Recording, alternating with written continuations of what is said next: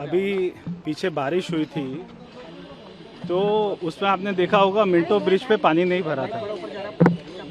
हमने सारे water logging जहाँ पर भी ऐसे स्थान थे सबको चिन्हित किया और उसमें 3 हमने गोल बनाए। एक हमारा शॉर्ट टर्म था, मिड टर्म था, लॉन्ग टर्म था। तो जो शॉर्ट टर्म था जहाँ पर ज़्यादा समस्या नहीं थी और 1 से 1.5 महीने में काम हो सकता था, हमने उसके ऊपर काम किया। उनमें से एक था मिंटो ब्रिज। तो मिंटो ब्रिज इस बार आतिशी जी ने, आम आदमी पार्टी ने बारिश में कई फ़ोटो दिखाए, मिंटो ब्रिज का नहीं दिखाया। तो जो हमारे शॉर्ट टर्म गोल थे उसके ऊपर में काम चल रहा है और अगले 10 दिन में पूरा हो जाएगा। जो हमारे मिड टर्म है जो हमको 3 से 4 महीने में करने हैं वो उसमें समय लगेगा। और जो हमारे लॉन्ग टर्म है जहाँ पे बड़ी बड़ी ड्रेन डल रही हैं, जहाँ पे ड्रेन पिछले 10 साल से 15 साल से डली नहीं थी, वहाँ पे सड़क थी मगर ड्रेन नहीं थी, इसलिए बारिश में जल भराव होता था। वहाँ पे ड्रेन डलने का काम चल रहा है। जैसे मेरा गांव के सामने मुंडका में, वहाँ का वो फ़ोटो दिखा देते हैं मगर ये नहीं बताते कि 10 साल से उन्होंने वहाँ पे ड्रेन ही नहीं डाली थी। अब वहाँ पे ड्रेन डलने का काम स्टार्ट हुआ, रोड को NHAI को ट्रांसफ़र किया गया, उसमें 1-1.25 साल का समय लगेगा। अगले मानसून तक, अगले साल वहाँ पे हमको राहत मिलेगी। अभी वहाँ ड्रेन ही नहीं है तो पानी की निकासी का कोई जगह ही नहीं है। तो ये आम आदमी पार्टी वालों से भी पूछना चाहिए कि आपने 10 साल में ड्रेन क्यों नहीं बनाई। आज कोई 3 महीने में ड्रेन नहीं बन सकती है।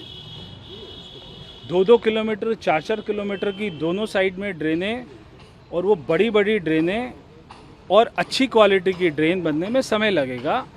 इसलिए आम आदमी पार्टी को ऐसी घिनौनी राजनीति से बाज आना चाहिए और 10 साल उन्होंने क्या किया वो भी सोचना चाहिए और हमने 4 महीने में क्या करके दिखाया एक बार हमारे साथ में वो भी देखना चाहिए। सर, क्या ये कहना सही होगा कि जो आप बोल रहे हैं कि मिड टर्म और शॉर्ट टर्म गोल्स या लॉन्ग टर्म गोल्स हैं, एजेंसियों का समन्वय ना होने की वजह से भी दिक्कत हो रही है? मैं नहीं मानता। आज सारी सरकार एक ही है, चाहे MCD है, चाहे दिल्ली सरकार है, चाहे भारत सरकार है।